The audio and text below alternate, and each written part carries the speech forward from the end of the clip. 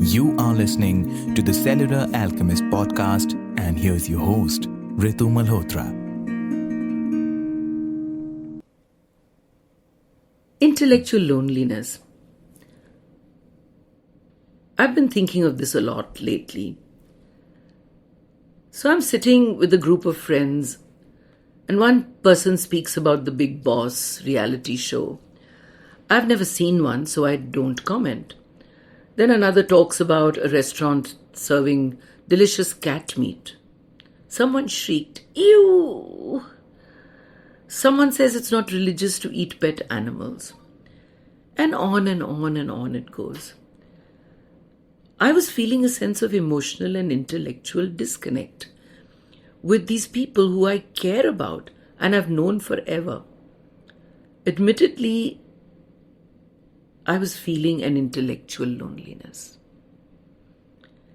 It's getting more and more common that at a party I find people wanting to talk about things that are completely forgettable after you leave the party. Filling up the time by discussing the price of wine, the worth of the newest billionaire, or wedding functions that outdid the last one.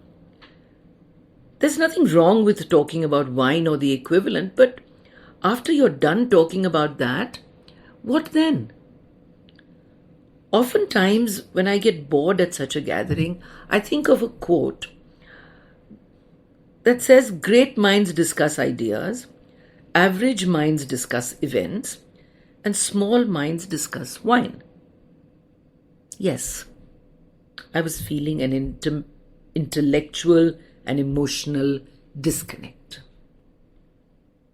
I don't know if it's laziness of mind or cheap dopamine or something else, but it's rare to meet someone with real interests, whatever it may be.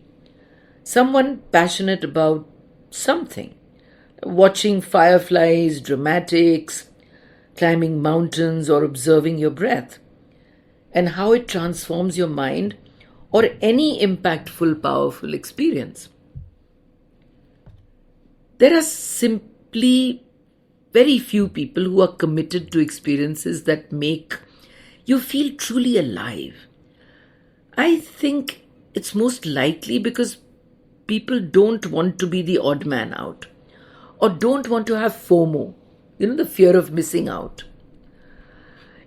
In trying to understand this social nuance, what I observed was that people love to talk about how they feel, but not about insights or aspirations. That might reveal too much, People may see more into us than we want to. I found that most people talk about what comes in the category of nothing, and that is enough for most. So politics becomes a passionate excuse to unleash the felt rights and wrongs in our society. Then conversation is not about what is said or what is gained, but about how it makes one feel. I realize that what people really want to feel is accepted. We all want to feel accepted. And the more they feel this way, it matters not what they discuss. So the easiest way to feel this is to avoid the risk of discord or any disagreement. The trick is to observe what others are doing and follow along. That seems easy enough. To make people feel good, all you have to do is avoid matters of substance. And so social interactions become more about appeasement. Now this, I know, must sound really arrogant, or an exercise in superiority at least, but it isn't so. It's more about acknowledgement of the unique challenges which are faced by people who seek to transcend the superficial. It's not that one rejects the company of others, but yearns for companionship that is not just small talk, which feels like a foreign language. So, these kind of people prefer their own company and choose to become solitary. I'm also reminded of a quote from Jung. Loneliness does not come from having no people about one, but from being unable to communicate the things that seem important to oneself, or holding certain views which others find inadmissible. So, in essence, when we are able to express ourselves truthfully, we can authentically connect with each other. In any instance, be yourself.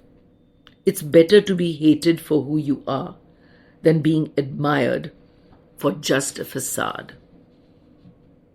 Don't you think so?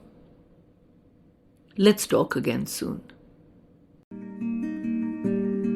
That was this week's episode for the Cellular Alchemist podcast with spiritual psychologist Ritu Malhotra. Don't forget to follow the podcast and join us next week for yet another episode. Thank you for listening.